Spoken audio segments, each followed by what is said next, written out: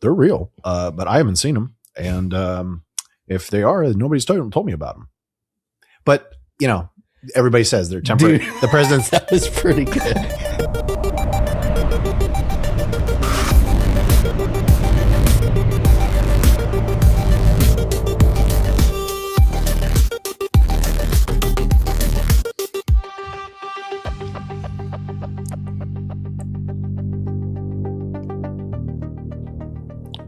Welcome to Frequency 48. Are we going by M Dude and D Man, or are we just put that in there for fun? I just put mine in there for fun. Yeah, no. I don't know if that shows up. I don't think it will. So, hopefully not. Have you been seeing all these posts about Trump's going to make a big speech about disclosure in July? Yeah, the murmurs online and different other podcast interviews and stuff have been July.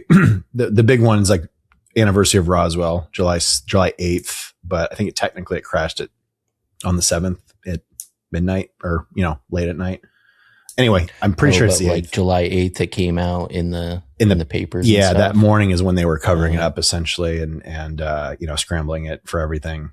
So July 8th, that would make a lot of sense, especially given Trump. All the things we know about Trump, ego, legacy, that kind of thing. And then plus it's like 250 America, 250 years. It'd be a big year. It would be, yeah. It would make a lot of sense for it to come out this year, right? In that, especially at that time frame, it would make a lot of sense. And then the other thoughts were like murmurs of somewhere mid-July, the week after that, for whatever reason. I don't know where those are coming from, but yeah. So, well, I did pull up like a clip of Representative Luna. What's her full name? Anna Luna. Paulina Anna Luna. Paulina Luna. Yeah, the Fox. I should know her name. Like, she's all over. She's on the task force. I love her. Yeah. Everybody I did pull up a clip. Let's see. You want me to like pull up that Twitter? Do we call it Twitter or X? I guess where everybody's pivoting to X, but either or. People know what it is now. Fuck that. That's the clip that goes viral. That's funny. But Rep. Anna Paulina Luna told Glenn Beck that a new UAP announcement is coming soon and will help confirm the phenomenon is real. I think it's just in the few seconds right here. I could play it real quick. Thing that has not been released. Do you know things that you feel the American people should know? There will be an announcement soon on one other kind of factor to all this, but it's nothing that I think it'll just be kind of give the assurance that people will understand that the phenomenon is real. I don't know. It makes sense. I'm trying to remember now. It was this morning. Hurry up today. I know. No, I'm trying to remember what it was. There was a whole bunch of, there's so much stuff to catch up on. There was like this thing about how Putoff and Lou Elizondo being like, they're both being looked at as like shady now. Like they're trying to control it, for the government, right? Disinformation agents and shit like that. But then, yeah, I don't know. Give me your thoughts first. Let's see. Luna, love her. Like I love all the people, all the Congress people on the UAP task force, because I feel like they're actually trying to get it released. But one thing that bothers me about all this Trump stuff is like they passed laws in 2024. It was 2024, where they're supposed to disclose things, unclassify them 25 years after the fact. That's where we had Disclosure Day in 2024, 2025. Mm-hmm. And so like the laws were passed, but there was no execution on it. There's no way to enforce it. Right. And so when Trump started asking Hegseth or ordering him to, release stuff, I'm like, it's already laws. Like nothing's going to come of it. But I was surprised. I had to eat some crow on that like they dropped a bunch of videos on war.gov/aliens and a bunch of documents. So they moved the needle more than the other stuff did that came before it. So yeah.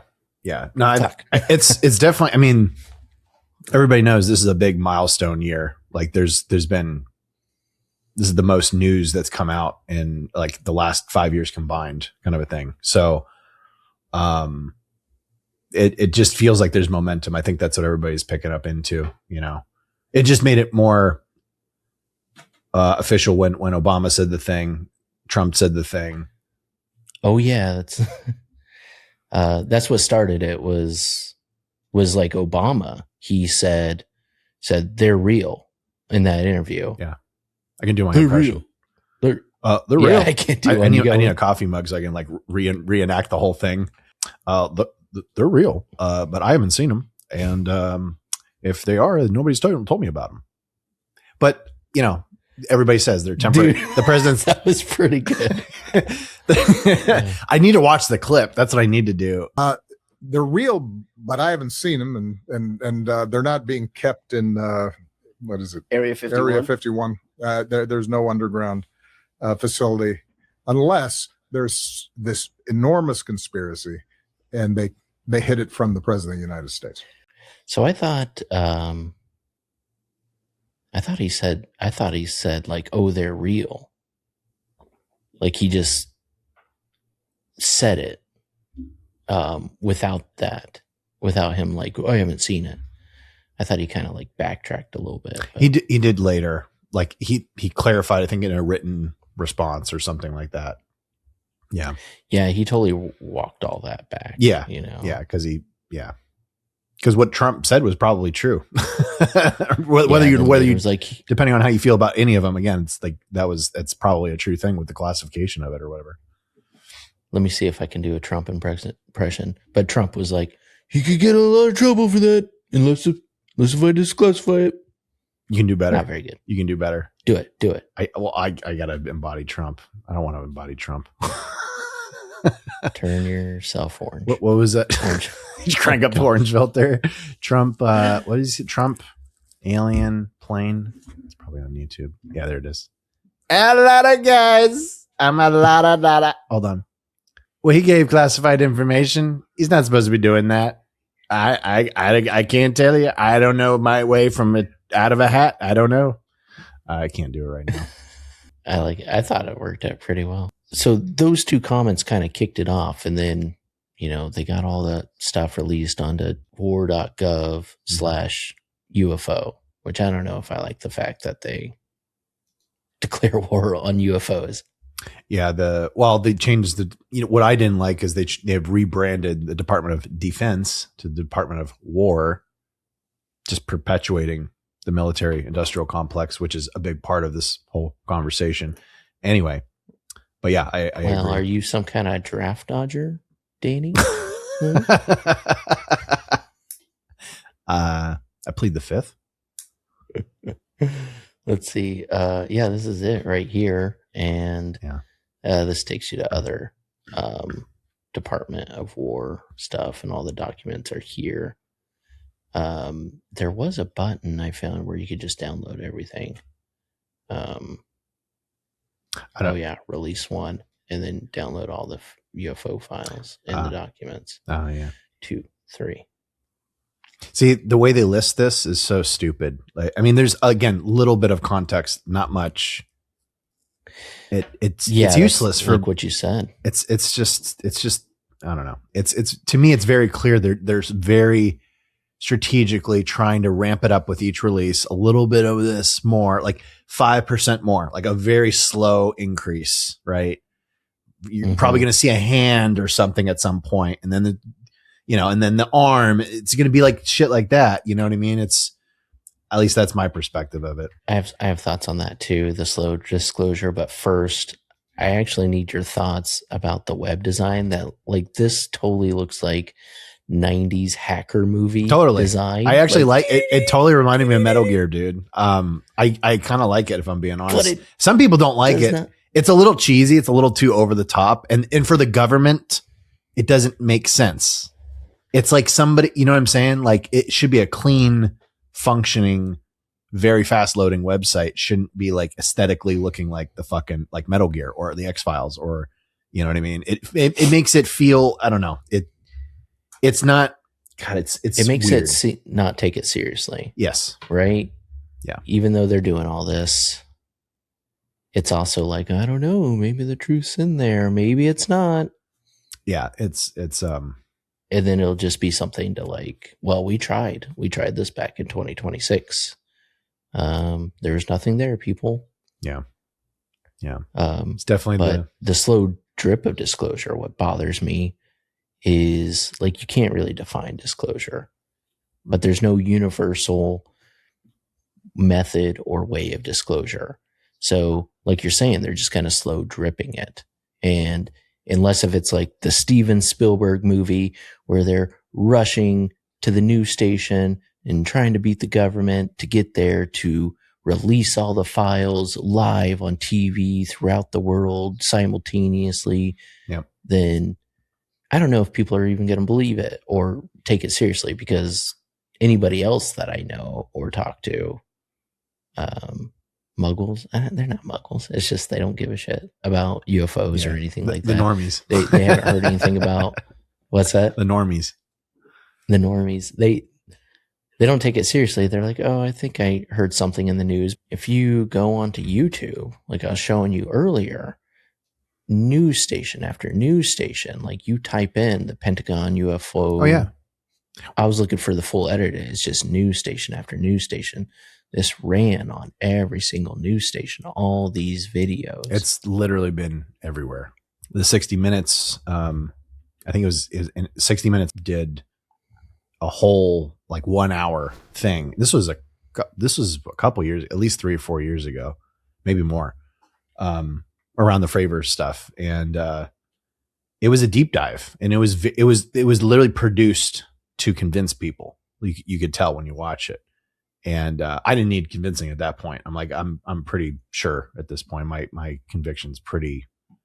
It's so high that like to put me over the edge to 100% is having a direct experience, like a crazy experience, like face to face kind of shit. So I don't know if I'm ready for that. So the Spielberg movie, have you watched it yet? Yeah, I saw it. Week and a half ago. Yeah. So like, what'd you think about how, that he called it Disclosure Day? What'd you think about like, what did you think about how that disclosure happened? Is that reality? Is that really how it's going to be disclosed, if ever? I think that's going to be a big part of it for most of the mainstream world to accept it. It could, I think everybody that's in this space fantasizes about it being that way, right? Like just blatantly out there. You can't question it. Everybody says that UFOs land on the White House lawn. Everybody sees it, right? But the way it's rolling out, I don't think it's going to happen that way. I'm going way, way ahead with like the topic, but I tend to believe which Bashar says about the whole intro of things. It makes sense logically that there would be an acclimation period, right? It would be ships in the sky, not doing anything, just sitting there. Here we are. We've always been here, but we just took the cloak off, take it in, and then you do that for like 3 months, right? Till everybody worldwide is like, okay, they're not going away.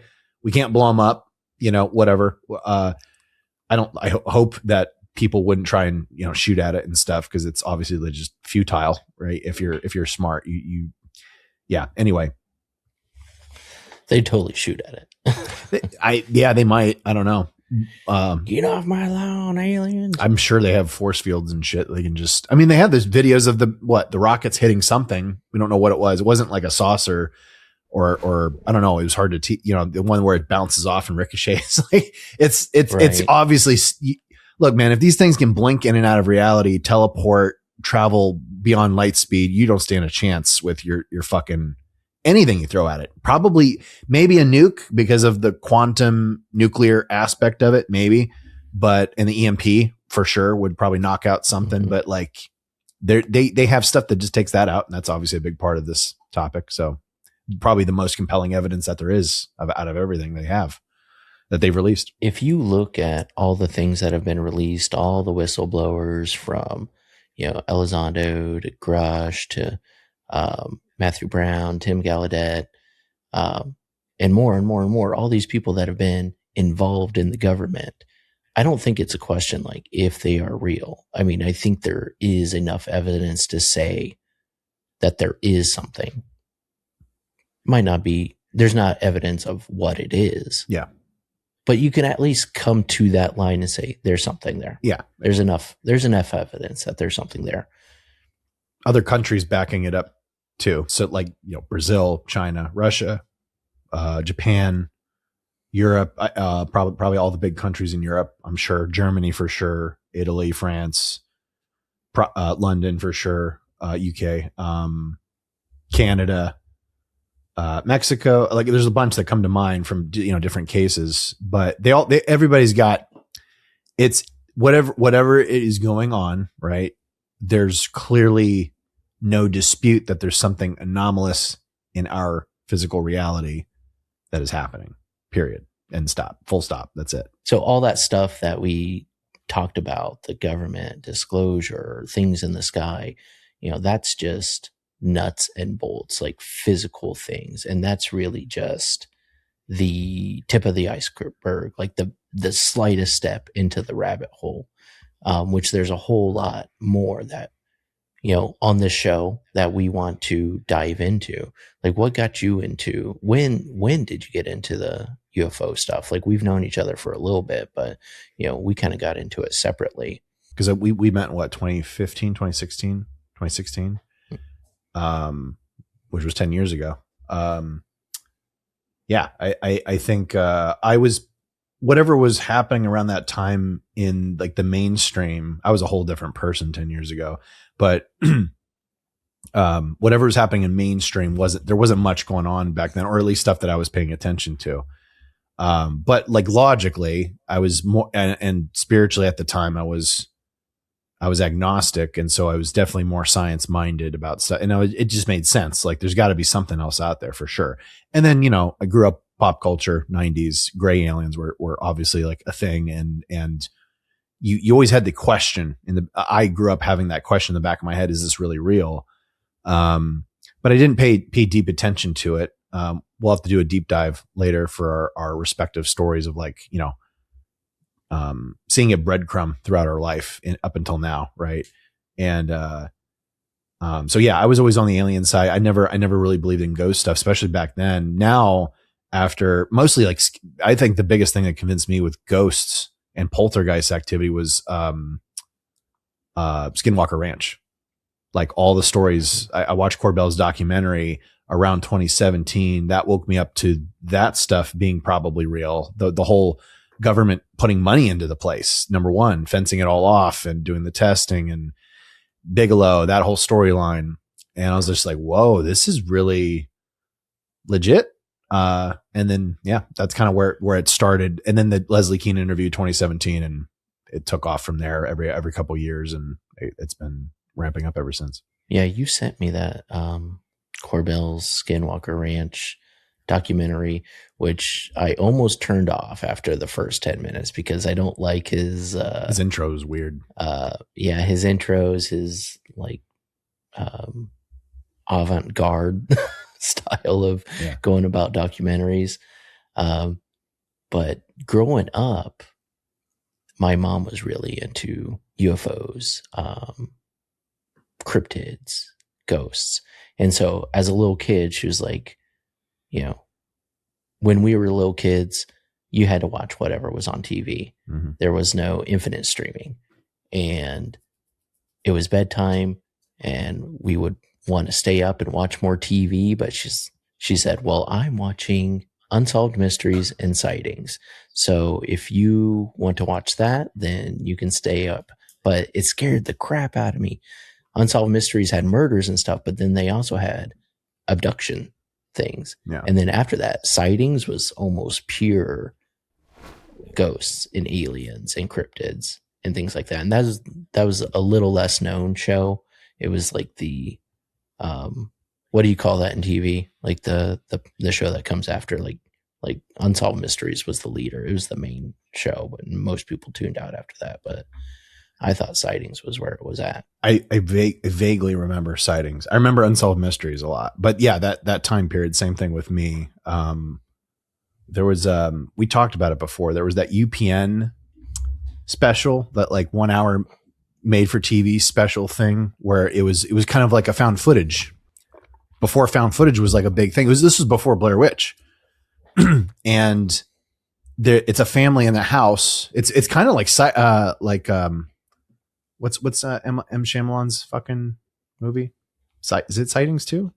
Right? Or no? Yeah, that was called Sightings. Yeah. Okay. I'm not crazy. So yeah. So, this was before that, and it was a family, like a farm family. And it's like it's exactly the same thing basically, except it's like this much lower production of a family getting harassed by aliens outside at the end of it. Like, and so, you know, they board up the place, and it literally plays out very similar. And at the end, I don't think spoiler alert for anybody watching if you haven't seen it. At the end, they're in, I think, a kid's bedroom, and it's the last place. Like, their sounds are coming from everywhere, and they're coming in from the bottom, and so everybody moves upstairs to the last place in the house to bottleneck the entrance or whatever. But then they turn the camera away from the door. They're looking at everybody's looking at the door, and they're hearing the banging. And I think I could be having this wrong.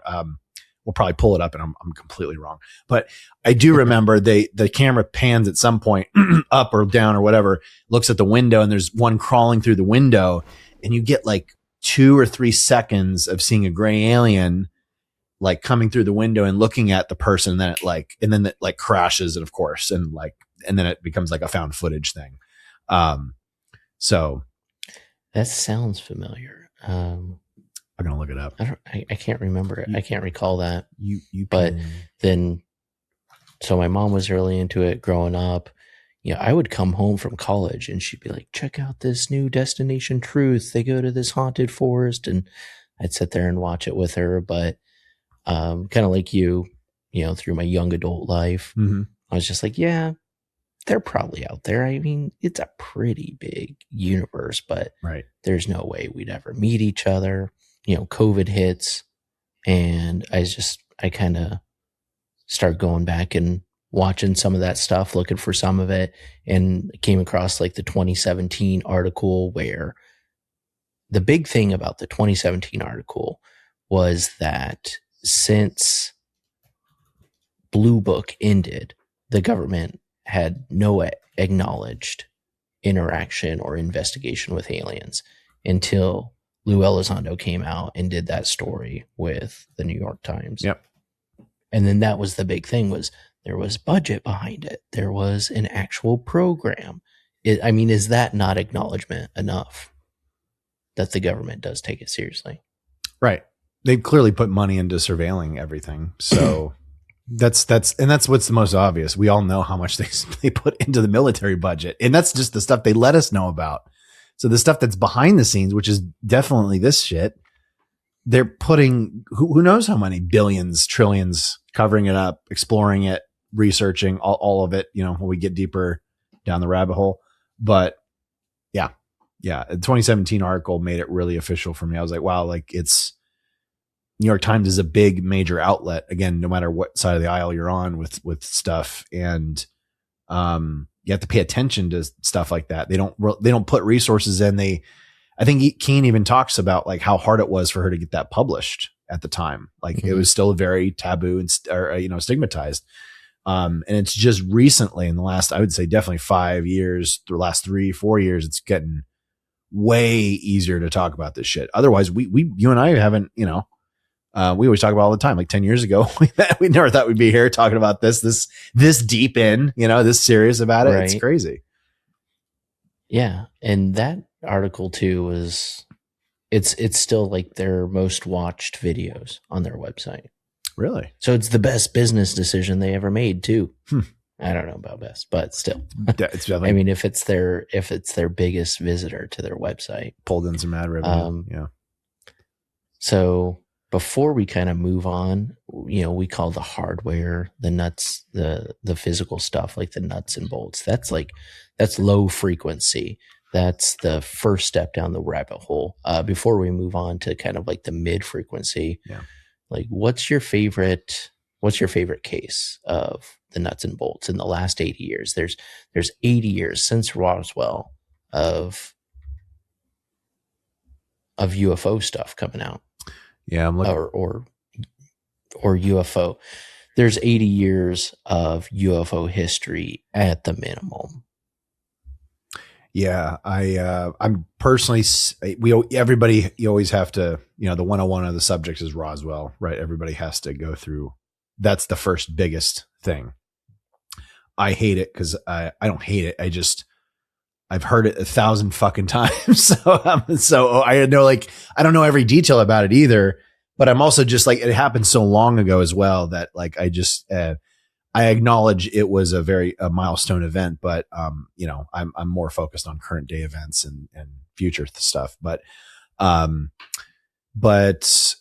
to answer your question, nuts and bolts. I think when I started getting more into the topic, probably about 3-4 years ago, starting to get deep in, like Rendlesham Forest was one that sticks out to me.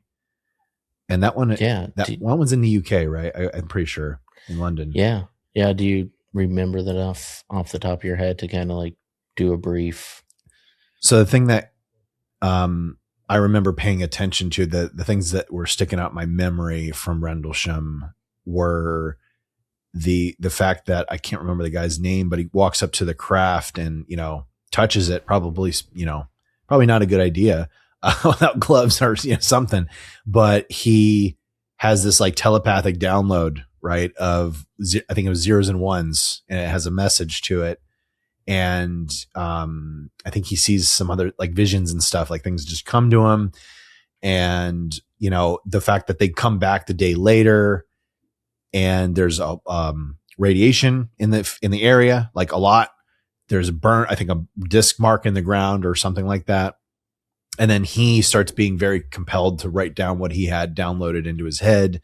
And it turns out to be a message. I'm forgetting the message, but we'll pull it up, a link up to it. And it's pretty wild. It's a wild fucking story for somebody in the military and a joint operation in the military, right? You risk your career saying something like that and putting that out there. So, you have to look at it and open-minded. Well, at the time too, like a lot of servicemen that reported sightings, maybe not even just this one, like they would put in reports and they would be like, you didn't see that. Don't ever talk about it again. Totally. And then they come out like 25 years later. Yep. There's a lot of instances of that. After they've got their pension and on their deathbed. Right. Yeah. So a couple of my favorite nuts and bolts cases would be, we're frequency 48, state 48, Arizona. So two big ones that happened here was, of course, the Phoenix Lights, 1997. I didn't live here at the time. Did you? Like, did you see it, or you were? I was in Tucson, but I didn't even know about it when I was that age. But it flew over Tucson after it passed through Phoenix. I mean, that was like 100-mile stretch of people reporting this. These lights throughout Phoenix, people in their backyards looking up and seeing this triangle formation. A couple of funny stories that I've seen recently is, the actor Kurt Russell. Yeah. Yep. Yeah. His stories. He was flying a plane and he was one of the only pilots, or maybe it was like he was the only civilian pilot that radioed in about it. And they have his voice on record calling in about seeing the lights. Mm-hmm. And then he was telling the story and he went back to look in his logbook, and I don't think he didn't document anything. He was like, it was the weirdest thing, it was the most bizarre thing, and that I didn't even think to log it. But my voice is recorded with Phoenix control tower. Yeah. And then his wife, Goldie Hawn, she has like an experience or story too. And then, of course, the other case is Travis Walton. There's the big movie Fire in the Sky. Mm-hmm. Freaking scared the crap out of me as a kid. My mom let me see that. That was so freaking scary. But then there's been a bunch of interviews with him lately too. And Did you see what he said on Bob Lazar? Which I already knew this ahead of time, but did you watch the diner from Area 52? I haven't watched it all. So he covers it in the interview with him, but I think he was on record for saying this before, which was the scary scene, which like filmmakers unanimously agree, like even if you're not like a horror fan, you have to appreciate how they created that sequence in that movie is very like horrific, right? And but he says in the diner in the interview, and he said this elsewhere too, is that all of that was exaggerated. It was none of that actually happened. They didn't look like that. The ship didn't look like that. They took his account and they over dramatized it for film. And he knew that, I think. And I think he's been honest about like telling people about that since it came out. And, but people don't like find those clips of him and do the research. And so they think that's what it is. And then they go into the topic and they're like, wait, this looks nothing like what is being reported. Anyway. Right. I did watch that part of the diner, and something that struck me about it was like, he wasn't even mad about it. He's just like, it was a Hollywood movie. Right. And he's like, I think it was actually a great metaphor because I couldn't breathe and they had the membrane and stuff. And I think he's like, how else are you going to show that? You're going to show the actor saying, I can't breathe. Mm-hmm. Yeah. Or, you make this instrument, it's a movie. They made a movie for entertainment based on, his story. And he's not even mad. He's just like, it was a movie. Yeah. It was a pretty good movie. I have one of my best friends, his wife she got like traumatized watching that movie when she was a kid.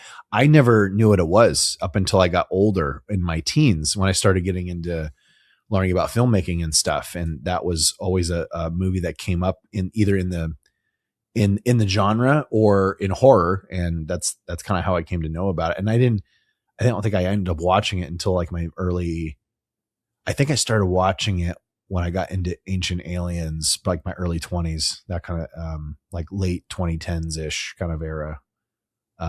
Would you call Ancient Aliens kind of like your guilty alien watching pleasure? Like no, I can't stand watching it anymore right now. It's just the editing style that we always talk about, but like Skinwalker Ranch, the TV show on the History Channel, that's my guilty little like trashy soap opera.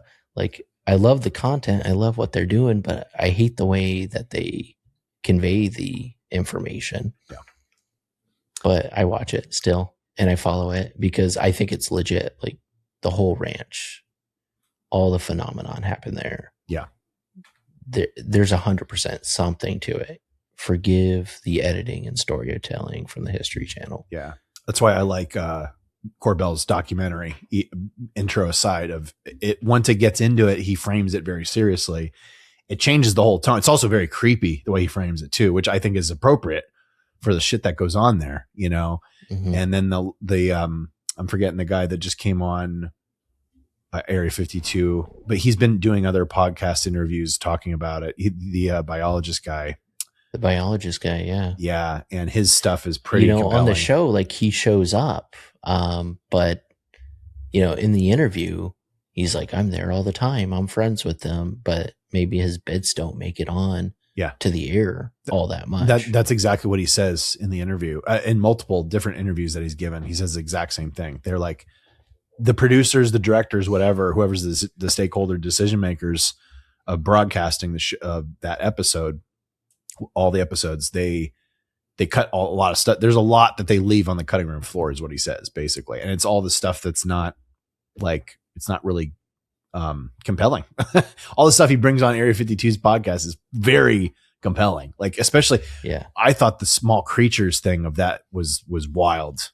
What was the small creature thing? Basically every creature under the size of like a coyote doesn't decompose for years. There's no maggots. You can't explain that. What in the heck? And I'm pretty sure he didn't have, I don't think they cut to photos of it in the Area 52 podcast, but I know in the other interview that I saw of him, I can't remember where, but they showed photos. He brought photos with him. He's got the physical, he's got videos and photos. And he shows it like day 1, day 5, day 10. It's the same thing. It's like it's preserved somehow.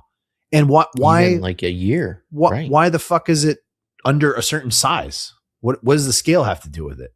Right. So that's a huge, what the fuck? Yeah. I think that's evidence of, that doesn't fit into modern science, biology, physics. What's another science that, chemistry, archaeology, like it doesn't fit into any of that. And so, mainstream would just say it's fake, but they have evidence, they have documentation. And all we're asking is to say, oh, that's something new that we need to study and find out why. Like that's the whole basis of, that's where we are today, Yeah.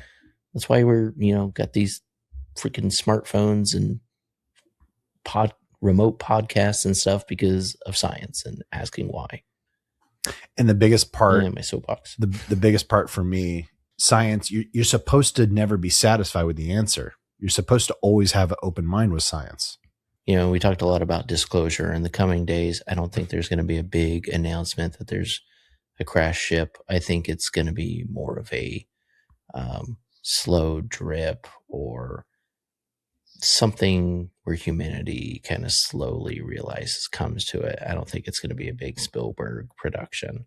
No, I think July 8th, we're going to be paying attention to quite a bit, just in case. It would make a lot of sense, as we said earlier on, but yeah, I think it would make a lot of sense if they just said it was official and we did have like beings, or we had materials, or they just make Roswell official, because that was like start of it, right? And then it's like, oh, okay, Roswell's real. Now we wait again for another month for another stupid drip. Yeah, that could be the first step, and that would be a really good first step. It would. Where it would make a lot of sense. So if the U.S. said it, the whole world would pay attention to it, and I think they'd all believe it. You know what? If we say it too, that means other countries might come forward with their own stuff too at that point. And and their stuff's probably, it might be juicier, and you never know. Yeah. Yeah. There's that Brazilian guy that was on Jesse Michaels. He was in the defense. He was like the Ministry of Defense, and he knows a lot.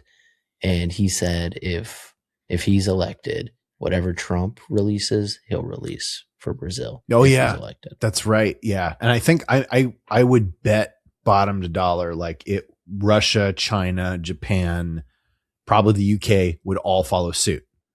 Because again, the stupid hierarchy of our world right now is US leads with certain things. Once the US does a thing or whatever, right, other people pay a lot of attention to it or want to copy it or whatever, right? So, and it's like a competition too. So yeah, no, that's a good point too. Yeah, we got aliens too. Yeah.